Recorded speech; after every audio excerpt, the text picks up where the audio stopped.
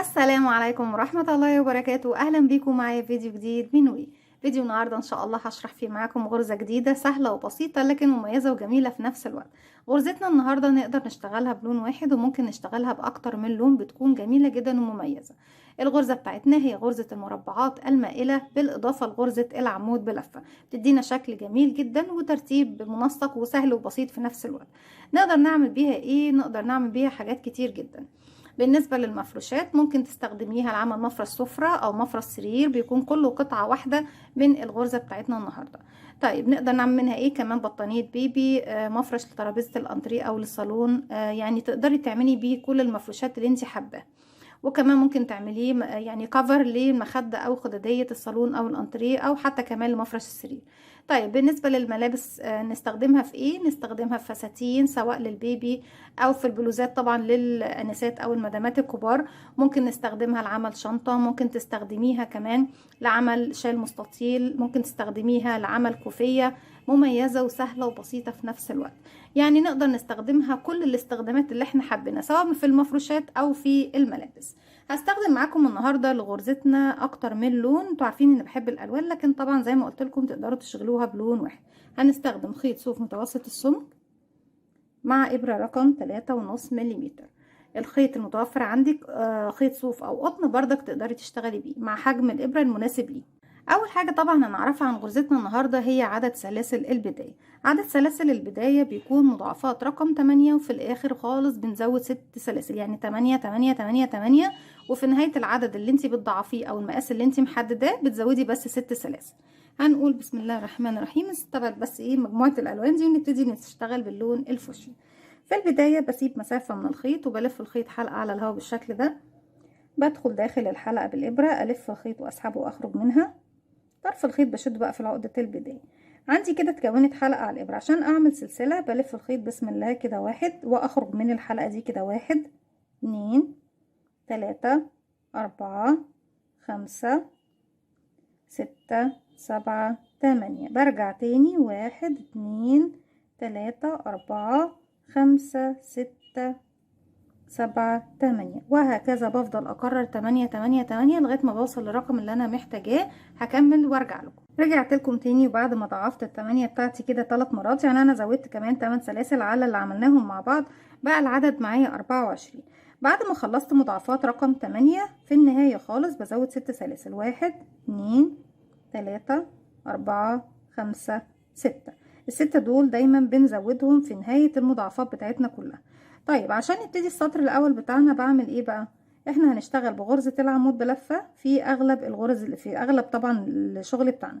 هسيب 1 2 3 4 وفي رقم 5 هروح واشغل غرزة عمود بلفة. طيب انا سبت ليه 4؟ اول 3 سلاسل منهم اعتبرتهم عمود بلفة، وسلسلة رقم 4 هي اللي اشتغلت فيها العمود الاول فمش هشتغل فيها تاني. هروح بقى الرقم 5 واشتغل فيه الحلقة الخلفية الباكلوب من السلسلة. طيب ازاي بنشتغل العمود بلفة؟ بيكون عندي على الابرة حلقة، بلف لفة واحدة بقى وكده معايا حلقتين. هدخل في السلسلة رقم 5 في الحلقة الخلفية، الف الخيط واسحب واخرج. معايا على الابرة 3 حلقات، بلف الخيط واخرج من حلقتين، اتبقوا 2 بلف الخيط واخرج من حلقتين. يبقى انا كده اشتغلت عمود 2. الغرزة اللي جاية كمان هشتغل فيها عمود، يبقى في البداية عندي 3 عمود، وفي النهاية بردك هيكون عندنا 3 عمود بلفة. كده بعد ما اشتغلت 3 عمود بلفة هعمل ايه؟ من فوق مش هاخد اي مسافات، لكن من تحت هسيب 1 2 واروح لرقم 3. هلف الخيط على الابرة، هنسيب من تحت 1 2 ونروح لرقم 3، ادخل واشغل عمود بلفة 1.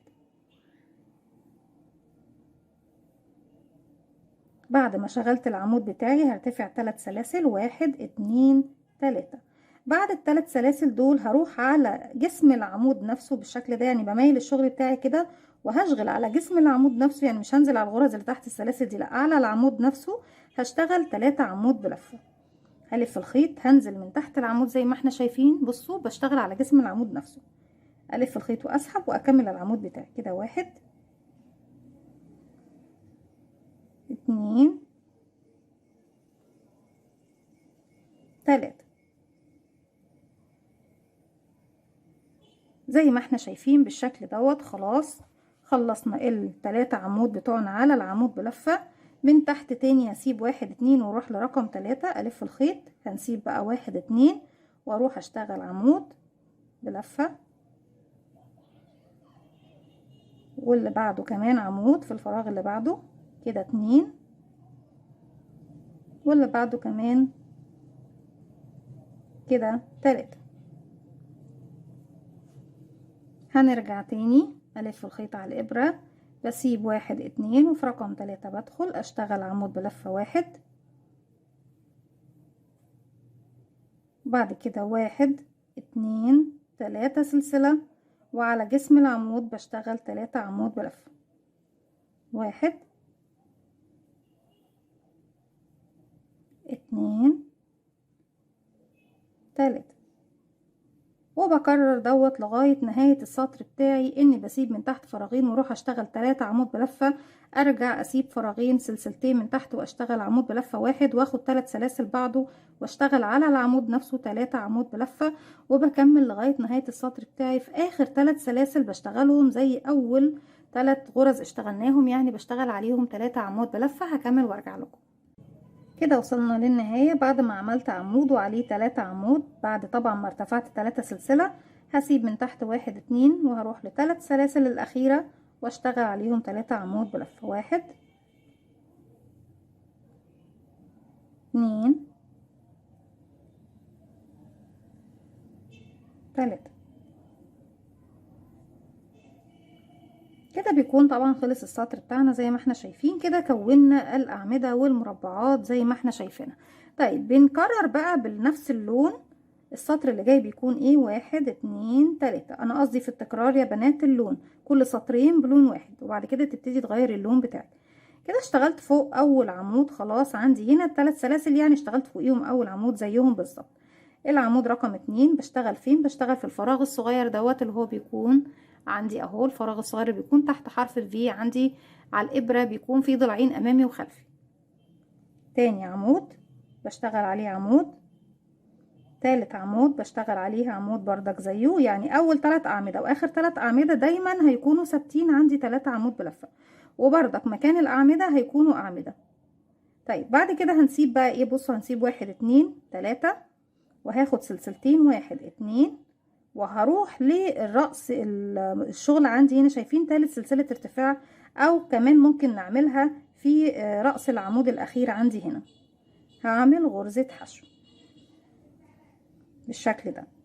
بعد كده باخد سلسلتين 1 2 وهروح على 3 عمود هشغل عليهم 3 عمود زيهم بالظبط،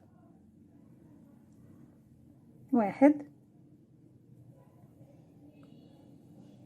2 3. سلسلتين 1 2 ونروح للزاوية بتاعتي هنا، قمة الزاوية بتاعت المربع بعمل فيها غرزة حشو. طيب غرزة الحشو بتكون ازاي؟ بيكون عندي على الابرة حلقة، بدخل فراغي الف الخيط واسحب واخرج، معايا كده حلقتين بلف الخيط واخرج منهم. سلسلتين 1 2 ارجع اروح اشتغل على ال3 عمود، 3 عمود زيهم، 1 2 3. سلسلتين 1 2 نروح لقمة المربع الفراغ الاخير عندي، يعني بسيب كل الغرز وبروح بس لقمة المربع سلسلة رقم 3 واعمل غرزة حشو. سلسلتين 1 2 وهروح لل3 عمود اشغل 3 عمود زيهم كده. اول عمود، تاني عمود، تالت عمود دايما هتلاقوه جايب كيرف مايل لانه هو عبارة عن 3 سلاسل الارتفاع. وفي تالت عمود لما باجي اغير اللون بتاعي بغيره في اخر عمود بلفة موجود عندي في اخر حلقتين منه، يعني بيكون عندي حلقة بلف الخيط بيكونوا حلقتين. هدخل بقى في تالت سلسلة، انا عندي هنا دي الرابعة الاولى تحت اللي احنا سبناها من الاربعة ماليش علاقة بيها. هبتدي اعد بعدها 1 2 رقم 3 هدخل واشتغل فيه، الف الخيط واخرج. معايا كده 3 حلقات، هلف الخيط واخرج من حلقتين، والحلقتين اللي في الاخر هسيبهم مش هخرج بنفس اللون. هغير بقى اللون، اجيب اللون الجديد وابتدي اغير. هسيب مسافة من الخيط وهلف الخيط حلقة على الهوا بالشكل ده. هدخل داخل الحلقة الف الخيط واخرج واقفلها عقدة بداية. الحلقة باللون الجديد بسحبها بقى من الحلقتين الباقيين عندي على الابرة زي ما احنا شايفين بالشكل ده، وابتدي اشد الخيط شوية، اظبط العمود بتاعي. هرتفع 1 2 3 وبعتبرهم اول عمود بلفة موجود عندي. هلف الخيط بالشكل دوت. طرف الخيط دوت انا لو محتاجة اسحب الفوشيا في السطرين اللي جايين، لو طبعا هتسحبي اي خيط بتاخديه معاكي، لكن انا مش محتاجة اسحبه، لاني حتى لو انا هرجع له في بعد السطرين الجايين هرجع له في نفس المكان. هسحب بس معايا ايه طرف خيط البداية عشان اخفيه معايا في الخلف. اول غرزة اشتغلنا فوقيها الثلاث سلاسل، اروح لتاني غرزة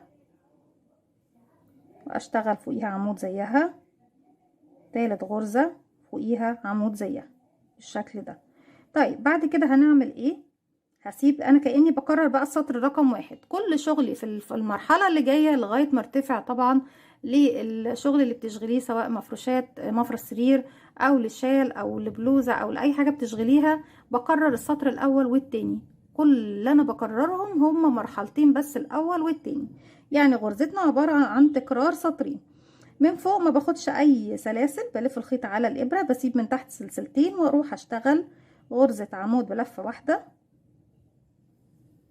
بعديها 3 سلاسل 1 2 3، وتاني التكرار ان احنا بنرجع على جسم العمود الواحد دوت ونشتغل عليه 3 عمود بلفة. 1 2 3.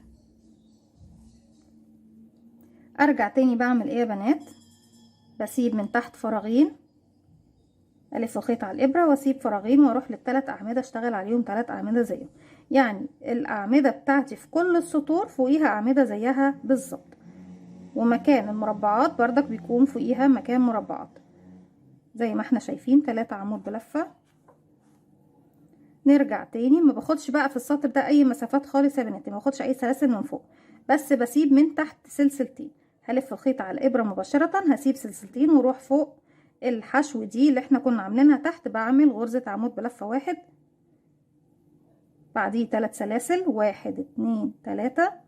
ارجع تاني اكرر فوق العمود 3 عمود بلفة 1 2 3، وبكرر السطر بتاعي بنفس الطريقة. هكمل السطر وارجع لكم. رجعت لكم تاني وبكده يكون خلص السطر معايا. بردك في نهاية السطر لازم يكون عندي 3 عمود بلفة زي بالظبط ما ابتدينا السطر بتاعنا. السطر اللي جاي هو تكرار للسطر رقم 2، برتفع 1 2 3، وزي ما اتفقت معاكم بكرر كل سطرين بيكونوا بلون واحد. بلف شغلي الناحية التانية، اول عمود خلاص اشتغلت فوقيه، هروح لتاني عمود بلفة بشتغل طبعا الفراغ بتاعنا الصغير زي ما احنا شايفين اهو، تاني عمود والعمود التالت فوقيه عمود زي ما احنا شايفين. باخد سلسلتين مسافة 1 2، وبروح لقمة التالت سلسلة من فوق، بسيب الأعمدة وبروح للسلسلة التالتة من فوق اهي، بدخل وبعمل غرزة حشو سلسلتين 1 2، وهروح لل3 عمود بشتغل فوقيهم 3 عمود بلفة زيهم بالظبط. 1 2 3، 2 سلسلة 1 2، بسيب الأعمدة وبروح لغرزة السلسلة التالتة 1 2 3، وأعمل غرزة حشو 1 سنجل كروشيه، سلسلتين 1 2 3 عمود بلفة فوقيهم 3 عمود بلفة 1 2 3، سلسلتين 1 2، في تالت سلسلة ارتفاع هنا انا بعد طبعا ال3 دول بسيبهم، وبعد كده في تالت سلسلة ارتفاع بعمل غرزة حشو سلسلتين 1 2 3 غرزة عمود بلفة على اخر 3 غرزة عمود بلفة كده 1 2 3. بتكون في تالت سلسلة ارتفاع من تحت، بلف الخيط وادخل، الف الخيط واخرج من حلقتين. خلاص اللون دوت بيكون خلاص خلص، ببتدي اضيف اللون الجديد بتاعي. نلف حلقة على الهواء ونقفلها عقدة بداية، وابتدي اسحب الحلقة الجديدة من الحلقتين موجودين عندي على الابرة، وبرتفع 1 2 3، وارجع تاني الف الخيط واكرر السطرين الاول والتاني زي ما اتفقنا مع بعض. بفضل بقى اكرر بنفس الطريقة، وكل سطرين بيكونوا بلون جديد، او لو انت بتشتغلي بلون واحد هيكون سهل عليكي جدا، مش هتضطري ان انت تغيري. دي كانت الغرزة بتاعتي النهاردة، اتمنى يا رب ان هي تكون سهلة وبسيطة، وكمان ان هي تنول اعجابكم. ما تنسوش فضلا ليس امرا، لو عجبكم الفيديو تعملوا لي لايك وشير وسبسكرايب، واستنوني فيديو جديد من وكمان فعلوا زرار الجرس عشان يوصلكم مني كل جديد. السلام عليكم ورحمة الله وبركاته.